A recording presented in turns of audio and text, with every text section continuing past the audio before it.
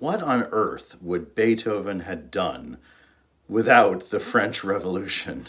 That historic event of such immense importance that inspired so many of his works. Well, to be perfectly serious, it should be noted that with all due respect to our own revolution a few years earlier, in 1776, it was really the French Revolution started in 1789 that set the Western world ablaze. Begun in 1789, of course, you know the basic history, the storming of the Bastille, the end of the reign of the Sun Kings and their Ancien Régime, the proclamation of the ideals of liberty, equality, and fraternity. But then, as so often happens in the course of human events, the descent back into tyranny, the days of the Directory, the Reign of Terror, and Robespierre. Then the arrival of a mysterious Corsican officer named Napoleon Bonaparte, who will soon proclaim himself first consul of a French republic. At that moment, figures across the world, from Beethoven to Thomas Jefferson, thought that at last we were going to be in a new sunlight of liberty. Well, of course, those hopes would be dashed when Napoleon himself, who could not resist tasting the nectar of dictatorship in one of the most scandalous events in Western history, crowned himself, literally crowned himself, Emperor of France, and unleashed upon Europe over a decade of warfare and mayhem. Beethoven, not only glancing at these events from afar in Vienna, but of course, Vienna would eventually be occupied by Napoleon's troops, was forever inspired by the ideal of matching in music the ideas of liberty, equality, and fraternity. Those ideals had their greatest musical expression for Beethoven probably in two works above all: the Symphony No. 9, which we'll get to in our next installment, and his one and only opera, Fidelio. Now, in saying one and only opera, I half lied to you, because this opera Fidelio actually had an earlier version a decade before, 1805. It was then entitled, after the heroine of the work, as Beethoven had always wanted, Leonore. But like most of Beethoven's amazing masterpieces, this masterpiece went through an amazing cycle of several revisions. And it was over those 3 revisions that resulted in the official final world premiere in 1814, when it was retitled Fidelio. It was over that course of revision that Beethoven composed not 1, not 2, but 4 different overtures to this opera. The last of them, composed again for the premiere in 1814, was actually by far the lightest in content. And from the late 19th century, there was this beautiful tradition of doing these 4 Fidelio overtures as a kind of dramatic symphony. And it really was a beautiful idea. You would start with that, well, the last would be first. You'd start with the final overture written, the Fidelio overture, which actually, again, is the lightest in content, and then make your way through what we call the Leonore overtures 1, 2, and 3. It's an amazing musical journey to do that, because while all 4 overtures, broadly speaking, share the same thematic material, Beethoven handles that material in magnificently different ways.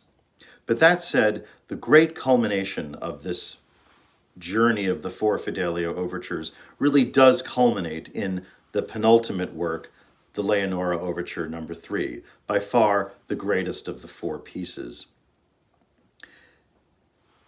Beethoven, in writing his 3rd Leonore Overture, soon realized that the overture was so great as a piece of music on its own that as an overture to an opera, it was the victim of its own success. Its sheer magnificence would outshine the magnificence of the opera itself. So Beethoven soon cast it aside, and it became what it is now, which is the most beloved and frequently played of his concert overtures. But again, in writing but what was then a unique, dramatically magnificent work, Beethoven actually, in writing this overture, gave us the very first example of what was to be one of the great hallmarks of the 19th century repertoire, the repertoire of the Romantic age, and I'm referring to the symphonic poem, kind of a genre that grows out of the opera overture, but is a fully separate, self-sustaining symphonic work in its own right, as it describes, rather like a novel without words, the basic characters and emotions of a story. That's exactly what Beethoven does in Leonore 3 to stunning effect. The overture begins with this musical depiction, again, without words or images. You can see and hear in your mind's eye Florestan, the main character of the opera, a freedom fighter who has been imprisoned for his activities and beliefs. Florestan being led deeper and deeper down into his squalid dungeon. We then hear one of the most beautiful themes Beethoven ever wrote, the characteristic theme for Florestan, called basically In the Springtime of Life, when in that squallow, windowless jail cell, he remembers earlier, happier days.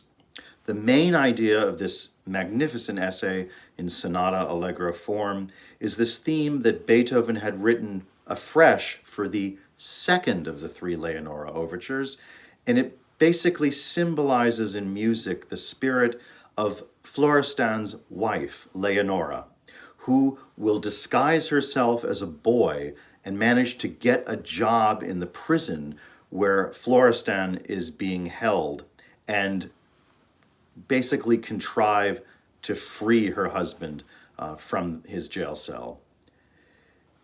Beethoven, being Beethoven, works these ideas into a magnificent, strident, symphonic argument of a development section. Everything comes to a halt at one of the most dramatic moments in 19th century music, when we hear the first of several trumpet calls from an offstage trumpet, signaling the imminent liberation of Florestan and his wife by the benevolent Inspector General, who has been sent by the capital, from the capital on a tip, and discovers these squalid conditions in which Florestan and his fellow political prisoners have been jailed, and opens the jail, frees the prison of its inmates. And we then, again, the trumpet call being the distant trumpet call comes ever and ever closer. Beethoven then, in this amazing moment where in blazing a new trail and in inventing this symphonic poem, this radical new idea, he actually goes back to tradition by giving us a typical sonata allegro recapitulation of themes. But once again, everything stops and we get that very reflective music from the very beginning. And then, out of nowhere, Beethoven throws us into one of the most blazing, most exciting symphonic codas ever conceived. So, for this most amazing of Beethoven's four amazing overtures to Fidelio, the Leonore Overture No. 3, one of the most amazing Beethoven conductors of all time, Leonard Bernstein, here conducting the Bavarian Radio Orchestra in a live performance in Germany in 1976. It was a special concert, fittingly, to raise funds for Amnesty International, which some of you will remember as that institution devoted to freeing political prisoners from the Soviet Union. So here, with the great Leonard Bernstein conducting Ludwig van Beethoven's Leonore Overture No. 3.